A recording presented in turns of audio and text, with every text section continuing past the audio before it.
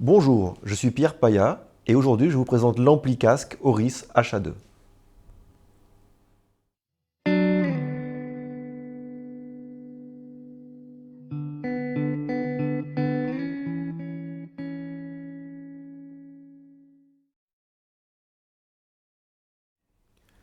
Voyons comment se présente cet ampli. Ici c'est la version blanche, donc cuir blanc, transformateur d'alimentation blanc et bouton argenté.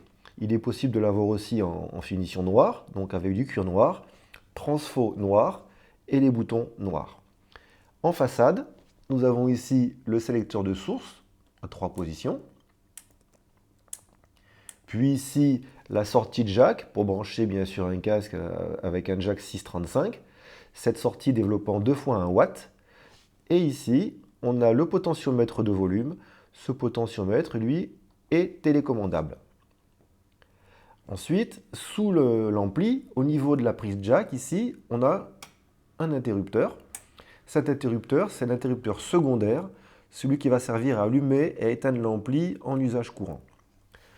Alors l'ampli Auris est un ampli tout tube, il n'est pas hybride, il marche avec des tubes uniquement. Ici, on a au centre le tube de préamplification. Donc c'est un tube 12AU7 ou ECC82. Puis de chaque côté du tube de préamplification, nous avons 2 tubes, donc 2 par canal.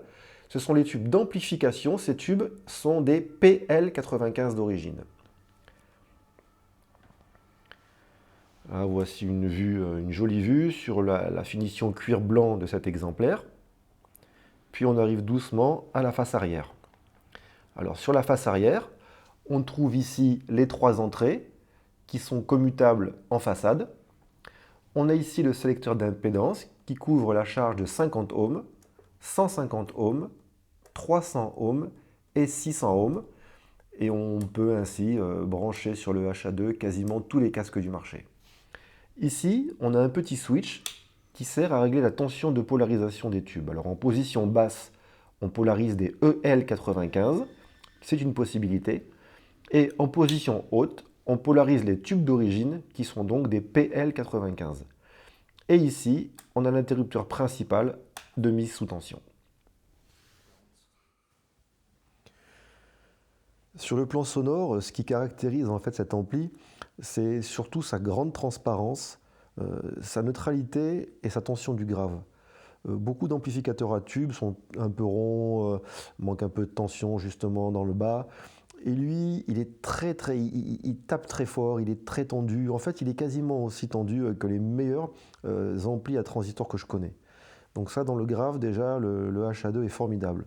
Après, il est très neutre. C'est-à-dire que j'entends pas, en tout cas moi, à mes oreilles, j'entends pas les colorations de tubes qu'on peut entendre habituellement sur des amplis de cette gamme, c'est-à-dire un petit peu de rondeur, un petit peu de flou ou manque de précision, ce qui est la même chose.